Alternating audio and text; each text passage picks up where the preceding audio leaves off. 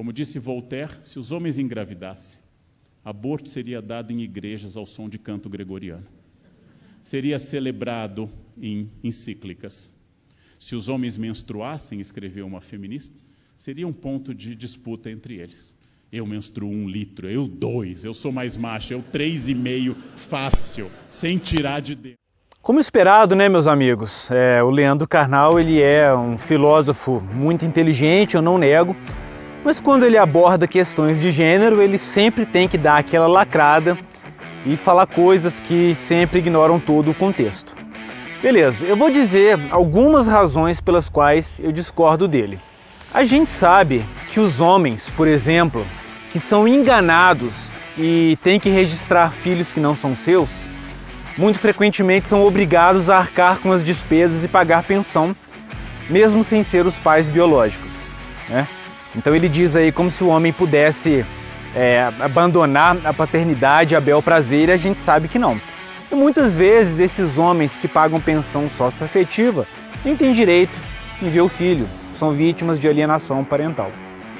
A verdade é tão diametralmente oposta do que ele diz que uma mulher, por exemplo, que engravida, ela pode dar o filho para adoção em muitos países sem o consentimento do pai. Olha só, se engravida a mina. Se ela quiser ter o filho, seu único direito, ou melhor dizendo, o dever é pagar pensão. Direito mesmo, tu não tem nenhum.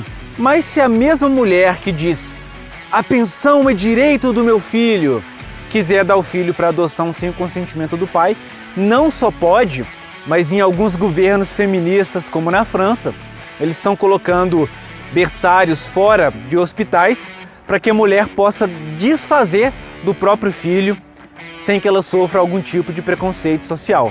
Dá para acreditar? Aí eu pergunto às mulheres que vão querer refutar esse vídeo. A mãe engravida, ela pode dar o filho para adoção e viver como se nunca tivesse engravidado, sem ônus financeiro, sem risco de ir para a cadeia, né? Pode fazer isso a bel prazer. Já o homem não. Aí muitas vão falar o seguinte, mas o homem, quando ele engravida, ele dá merreca de pensão só R$200. Ela exclui da equação os milhares de homens que estão pagando pensão abusiva. Ela exclui da equação que esses R$300 para um homem pobre faz muita diferença e pode levá-lo à cadeia. E aí eu pergunto para você, mulher, que usa esse tipo de argumento, já que pagar os 300, né, e não ver o filho é uma maneira tão fácil de se safar, por que em vez de ficar exigindo o aborto, você não dá o filho para adoção ou para o pai, pergunta se ele quer, e pague ao pai ou aos pais adotivos esses R$300 que você disse que é tão pouco, né? Porque é muito fácil desfazer da criança e agir como se nunca tivesse engravidado.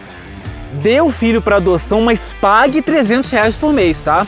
E se não pagar, ficar desempregada, vai presa.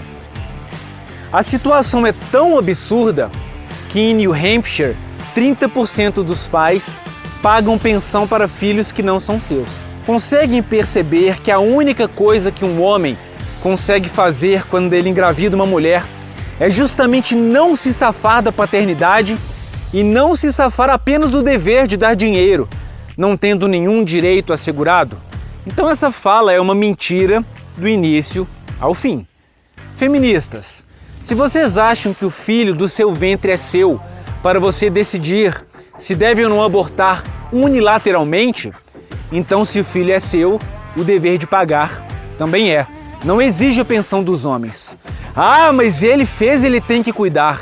Se ele é pai para pagar, ele também é pai para criar e para decidir se o aborto vai acontecer ou não, ok? E agora vamos falar da questão da menstruação. Tudo é uma questão de prisma e ponto de vista. De fato, ele acerta quando ele diz que os homens são excessivamente competitivos uns com os outros. E isso é uma cultura que infelizmente existe há milênios e que é desfavorável ao próprio homem. As mulheres sabem dessa competição que existe entre o meio masculino e a exploram e usam-na a seu favor. Nesse ponto eu concordo. E precisamos ser mais camaradas uns dos outros. Homens defendendo homens e não mulheres. Essa competição, meu caro, não nos leva a nada. E a outra questão que eu poderia comentar a respeito, né? Eu enxergo isso de um modo muito diferente do Karnal. Se de fato os homens competissem para ver quem menstrua mais, o que nós podemos inferir a respeito disso? É que os homens pegam a mesma situação que são usadas por mulheres para se vitimizar, afinal, vitimismo é um negócio da China, e eles transformam aquilo em uma maneira de superação. Você quer que eu te dê um exemplo muito claro a respeito disso? A gente vê a mulherada chorando porque as bonecas Barbies têm um modelo de corpo que é irreal. As feministas ficam chorando porque nos filmes de ação a gente vê mulheres com corpos esculturais e isso desestimula e deixa as garotinhas com depressão. Mas nos mesmos filmes a gente vê também homens com corpos irreais, homens que jamais atingiriam uma figura corpulenta sem o uso de esteroides, por exemplo. E você vê os homens chorando, se vitimizando, que eles ficam frustrados por não poderem atingir o corpo ideal. A gente vê exatamente o oposto.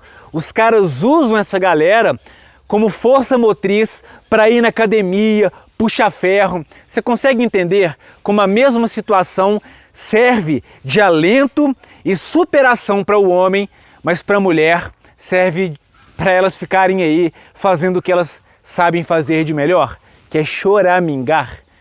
Então o recado que eu dou não é um desestímulo para mulheres, ao contrário, empoderem-se e parem de bancar a vítima. Empoderamento é responsabilidade e superação, justamente o que nós não temos visto mais as mulheres fazerem. Empoderadas eram as mulheres das décadas pregressas, que faziam tudo o que elas tinham que fazer sem reclamar e ainda conseguiam construir uma família sem divórcio e sem auxílio do Estado. O que a gente vê hoje em dia, meus caros, são mulheres sendo infantilizadas e pedindo auxílio do papai governo para tudo. Empoderamento, eu tenho certeza que não significa isso.